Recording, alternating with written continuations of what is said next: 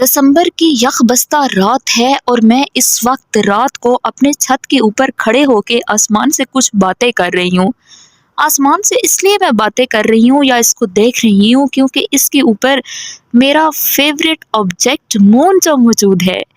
मुझे रात को छत पे आके वॉक करना, सितारों, सैयारों, चाँद और आसमान को देखना, इनसे बातें करना बहुत पसंद है।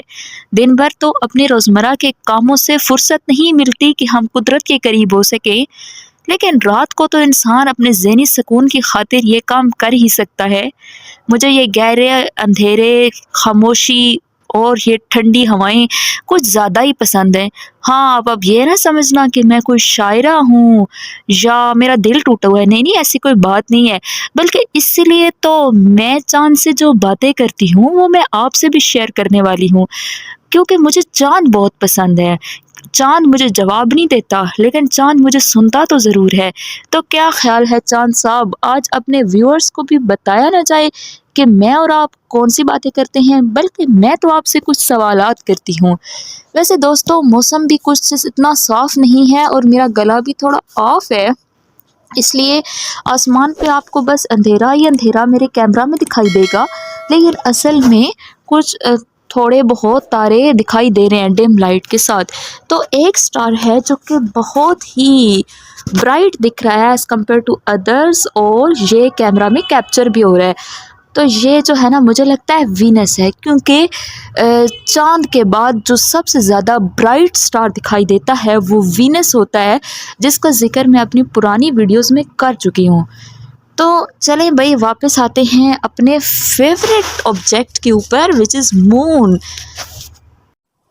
प्यारे मून, तुम्हें याद है कि 1969 में नासा ने तुम पर नील आर्मस्ट्रॉन्ग को भेजा था, और उसकी famous line that's one small step for a man one giant leap for mankind भी वही थी, जो कि अभी तक बहुत मशहूर है स्पेस की दुनिया में।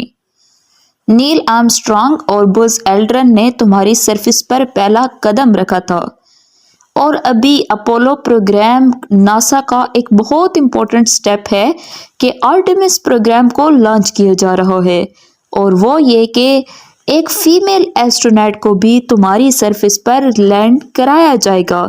इस पर भी मैं ऑलरेडी वीडियो बना चुकी हूँ, लेकिन बात वही है ना कि लोग देखते नहीं हैं। वरना तुम तो मुझे इतने पसंद हो कि तुम्हारे ऊपर तो मैं Chandrayaan 1, Chandrayaan 2, Chandrayaan 3, Artemis programme, NASA versus ISRO, इस तरह की बहुत सी वीडियोस बना चुकी हूँ। नासा, इसरो, स्पेस एक्स जैसी एजेंसीज अपने मिशन लॉन्च करने के लिए तुम्हें एक बेस मानते हैं, यानी कि फ्यूचर में तुम पर कॉलोनीज बनाने का सोचा जा रहा है। वैसे एलन मस्क तो कहता है कि इंसान का फ्यूचर मार्स है, हमारा नेक्स्ट होम मार्स है, लेकिन उससे पहले तुम पर स्टे किया जाएगा और तुमसे मार्स पर जाया जाएगा, क्योंकि तुम और मार्स थोड़े से पड़ोसी पड़ोसी हो as compare to Earth and Mars. वैसे तुम तो अर्थ के पुराने दोस्त हो ना, तुम्हारे ग्रेविटेशनल पुल की वजह से हमारे ओशंस में वेव्स बनती हैं, तुम्हारे साथ हमारी रात का आसमान बहुत खूबसूरत होता है, और तुम्हारा मैस अर्थ से इतना स्ट्रॉन्ग इंटरेक्शन रखता है, तुम्हारे ग्रेविटेशनल पुल की वजह से हमारे ओशंस में टाइडल फोर्सेस जनरेट होती हैं जो हाई और लो टाइड्स का कॉज बनती हैं, और इन टाइड्स की मदद से हम उनकी काइनेटिक एनर्जी को इलेक्ट्रिकल एनर्जी में भी कन्वर्ट कर सकते हैं। और ये तुम्हारा सिंक्रोनाइज्ड रोटेशन का सीन, तुम अपनी रोटेशन ऐसे करते हो कि हम तुम्हारा एक ही चेहरा देखते रहते हैं हर वक्त, हम तुम्हारे इसी एक साइड वाले फेस से वाकिफ हैं, और तुम्हारे साथ ये एक फ्रेंडशिप वाली बात लगती है जहां तुम हमसे एक ही चेहरा दिखा के बातें करते हो।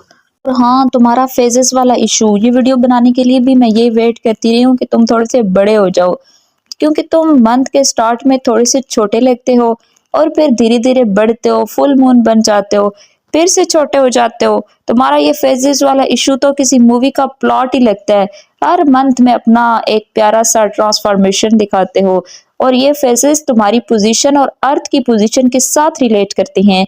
जब अर्थ, मून और सन एक स्पेसिफिक एंगल पर होते हैं, तब तुम्हें हमें तुम्हारा साइज अलग नजर आता है। न्यू मून से लेकर फुल मून तक तुम्हारे फेजेस कंप्लीट होते हैं, और हर फेज का अपना साइंटिफिक इम्पोर्टेंस होता है। जैसे फार्मर्स के लिए या टाइड्स के लिए।